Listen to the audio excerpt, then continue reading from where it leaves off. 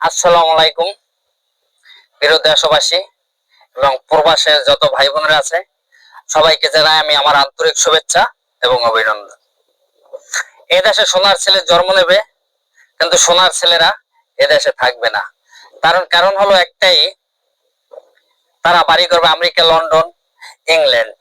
তার কারণ একটাই, বিসিবির সভাপতি ক্রিকেট বোর্ডের তার কথা শুনে আমি হতভম্ব। সে বলে সাকিব আল হাসানকে নিরাপত্তা দিতে পারবে না। তাহলে আপনি বিসিবিতে আছেন কেন? পদত্যাগ করুন।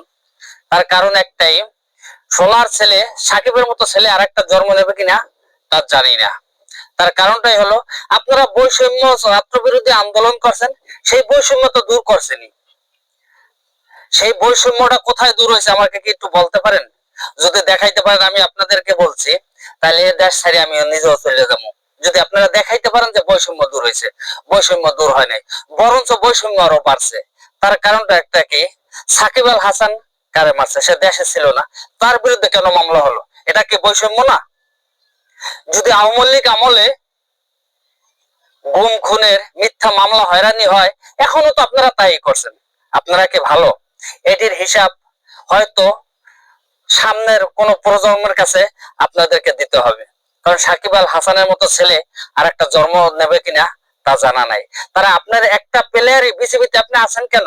সভাপতির চেয়ারটা দখল করিয়া যদি আপনি সরকারের কাছে আবেদন না করতে পারেন যে সাকিব আল হাসানের নিরাপত্তা দেওয়ার জন্য, আপনি সরাসরি বলেন পোলাপাইনের মতন আমি জানি না, তাহলে আপনার ও চেয়ারের যোগ্য আপনি না।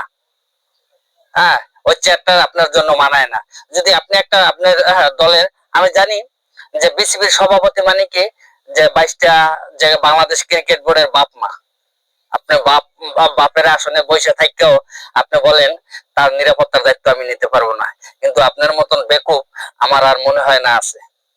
এটা শুনে আমরা যারা ক্রিকেট খেলার মোটামুটি ভক্ত আছি, তারা খুব কষ্ট পেয়েছি, আমাদের হৃদয়ে লাগছে। তাই এটা আপনার কাছ থেকে আশা করি নেই। সবাই ভালো থাকবেন, সুস্থ থাকবেন। আমার কথার মাঝে যদি কোনো কষ্ট পেয়ে থাকেন, ক্ষমা দৃষ্টিতে দেখবেন।